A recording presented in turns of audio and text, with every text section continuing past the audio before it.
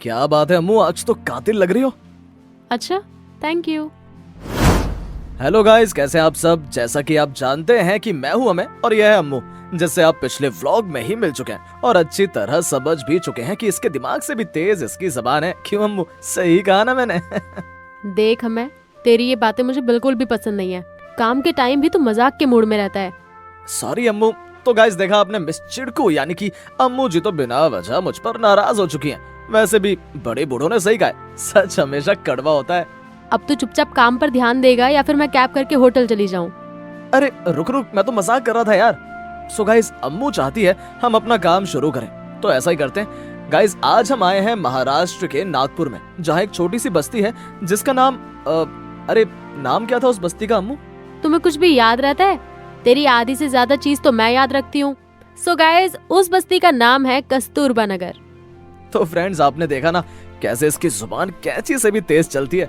और अभी मैं अम्मू की तारीफ करने के बजाय इस बस्ती से जुड़े एक शख्स के बारे में बताता हूँ। उसका नाम था भरत कालीचरण उर्फ अक्कू यादव। अब आप समझ ही गए होंगे कि हमारा आज का व्लॉग अक्कू यादव के बारे में होने वाला है। हमें एक बात बता, तुझे अक्कू यादव पर व्लॉग बनाने की क्यों सूझी? एक्चुअली फ्रेंड्स, हुआ यूं कि मैंने नेटफ्लिक्स पर एक मूवी देखी जिसका नाम था murder in a court room. Movie देखने के बाद मेरे दिमाग में आया कि क्यों ना इस किरदार के बारे में और अच्छे से जाना जाए। इसीलिए मैंने अपना बैग पैक किया और आज सभी के सामने अक्कू यादव के जीवन से जुड़े राज को साझा करने चला आया। गाइस, बस्ती में जाने से पहले मैं आपको मिस्टर अक्कू के बारे में कुछ बताना चाहूंगा। तो ऐसा है कि मिस्टर अक्कू अपने जमाने के गब्बर सिंह हुआ करते थे, लेकिन उनकी सारी गब्बरगिरी कोर्ट रूम में पुलिस और जज के सामने ही करीब 200 से ज्यादा फीमेल ने मिलकर निकाल दी। उन्होंने उसे सबके सामने ही चाकू से गोद गोद कर मार डाला और यहाँ तक कि उसके प्राइवेट पार्ट को भी काट कर अलग कर दिया। अरे यार, ये क्या सच है? यहाँ आने से पहले तो तूने मुझे इस बारे में कुछ भी नहीं बताया। बता देता तो सारा सस्पेंस खत्म हो जाता। और तूने पूछा ना कि क्या ये सब रियल है, तो हाँ, ये सब सच है। ये बात 13 अगस्त 2004 की है। इसी दिन अक्कू के गुनाहों की सजा उसे महिलाओं के पूरे ग्रुप ने मिलकर दे दी। बेचारी करती भी क्या, इंसान के रूप में हैवान था अक्कू। उसने बस्ती के लेडीज का जीना मुश्किल कर रखा था। आए दिन कोई ना कोई लेडी उसकी दरिंदगी का शिकार बन ही जाती थी। सबसे बड़ी बात तो यह थी कि चौकी के पुलिस वाले भी अक्कू के हाथों बिक चुके थे। इसीलिए लास्ट में हार मानकर सभी लेडीज ने कानून को अपने हाथ में लिया और उसका मर्डर कर दिया। बाप रे, तब तो जो भी हुआ वो बिल्कुल सही हुआ। अब चल अंदर बस्ती में जाकर बस्ती वालों से पता करते हैं अक्कू यादव के बारे में।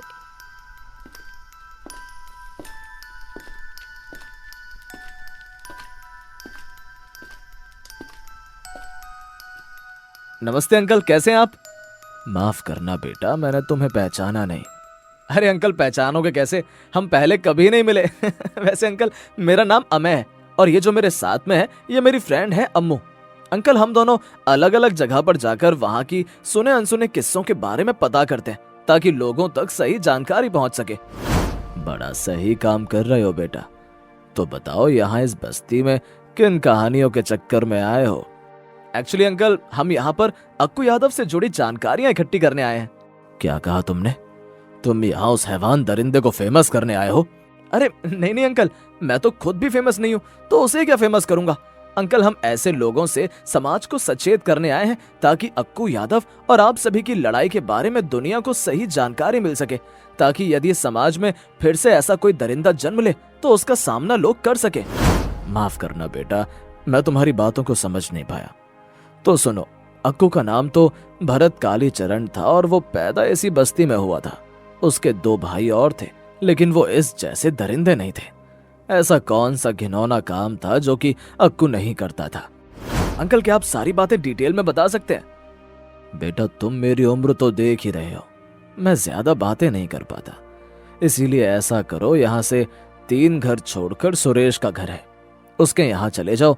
वो तुम्हें उषा नारायण के बारे में भी बता देगा और अक्कू के बारे में भी। गाइस, जैसा कि आपने देखा, अंकल जी अक्कू यादव का नाम लेते नाराज हो गए। अब हम चलते हैं मिस्टर सुरेश के घर, जिनका पता अंकल जी ने बताया। यार, हमें लगता है ये अक्कू काफी पहुंची हुई चीज थी, तभी तो उसके मरने के इतने सालों बाद भी लोगों के अंदर इतना गुस्सा है।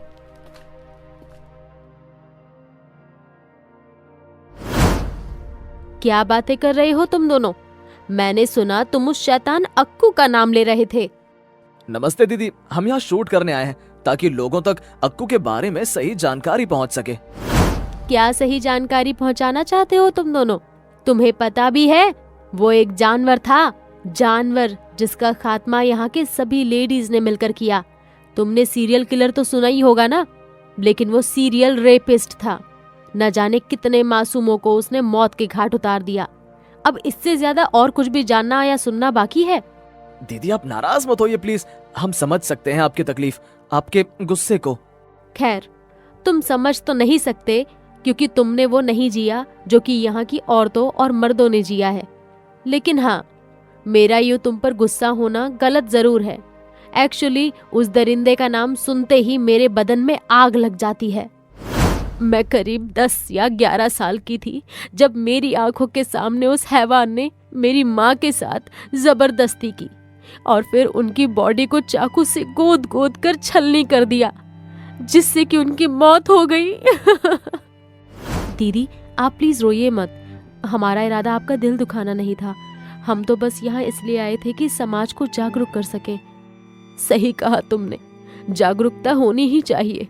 हमारे समय में इसी बात की कमी थी, लेकिन उषा ताई हमारे लिए भगवान बनकर आई और उन्होंने बस्ती के लोगों के अंदर का डर खत्म कर दिया और उनके अंदर लड़ने का साहस जगाया।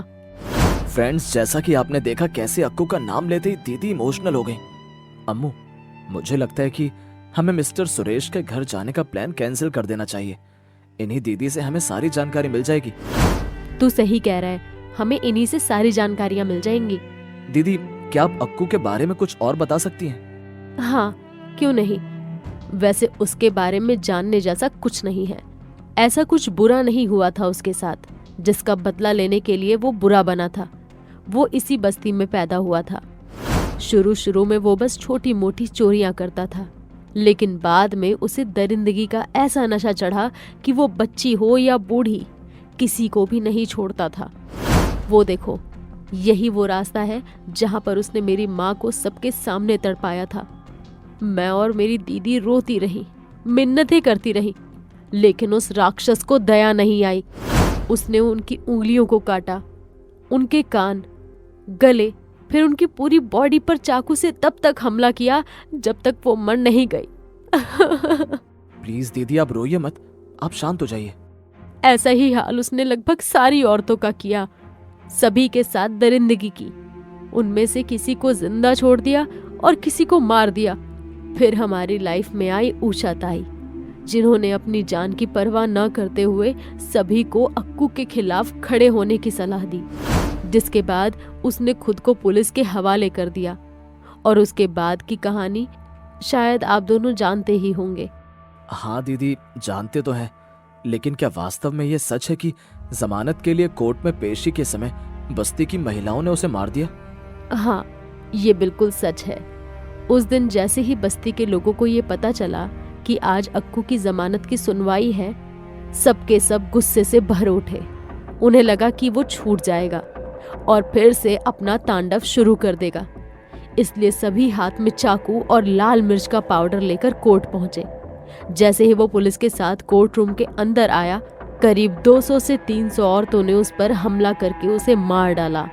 बहुत अच्छा किया दीदी, क्योंकि जब कानून ने अपना काम सही से नहीं किया तो किसी न किसी को तो आगे आना ही पड़ेगा। बिल्कुल सही कहा आपने। उस दुष्ट को उसके किए की सजा मिल गई। मुझे लगता है आपको अक्कू से जुड़ी जानकारी मिल गई होगी, तो अब मुझे आज्ञा दीजिए। बच्चे घर पर मेरी राह देख रहे होंगे। हाँ दीदी, आप जा सकती हैं। सो फ्रेंड्स, सुना आपने दीदी को, जिनकी माँ के साथ इन्हीं गलियों में दरिंदगी हुई और फिर उन्हें मार दिया गया। यार अमय, ये अक्कू यादव तो बिल्कुल हैवान था। बेचारे बस्ती वाले कैसे इतने सालों तक इसके डर के साए में जीते रहे। इसके कारनामे सुनकर तो मेरे हाथ पैर कांपने लगे हैं। बात तो तेरी बिल्कुल सही है। अम्मू, अब चल निकलते हैं यहाँ से। बाहर निकलने पर एक और जगह तुझे दिखानी है। सो फ्रेंड्स, ये थे कस्तूरबा नगर बस्ती वाले, जहाँ अक्कू नाम के एक वैश्य शैतान का जन्म हुआ था। आप देख सकते हैं कि कैसे आज भी अक्कू का नाम आते ही बस्ती वालों के पुराने जख्म ताज़ा हो गए और ये गुस्से से भर उठे। यहाँ से आगे बढ़ते ही दिखाते हैं वो जगह जहाँ अक्कू लोगों को मारने के बाद फेंक दिया करता था। देख अम्मू, यही वो रेलवे ट्रैक है जहाँ अक्कू यादव लोगों का कत्ल करने के बाद उनकी बॉडी को फेंक दिया करता था। अरे यार, इसके कारनामे तो खत्म होने का नाम ही नहीं ले रहे। मेरा बस चलता और अगर आत्मा जैसी कोई चीज होती तो मैं अक्कू की आत्मा को भी जला जला कर मार देती। दोस्तों, अभी अभी सुना आपने, अम्मू ने अपनी समझदारी का परिचय दिया। वो आत्मा को जलाना चाहती है। आप सब क्या कहना चाहेंगे अम्मू जी के दिमाग के बारे में? समय निकाल कर जरूर बताइएगा।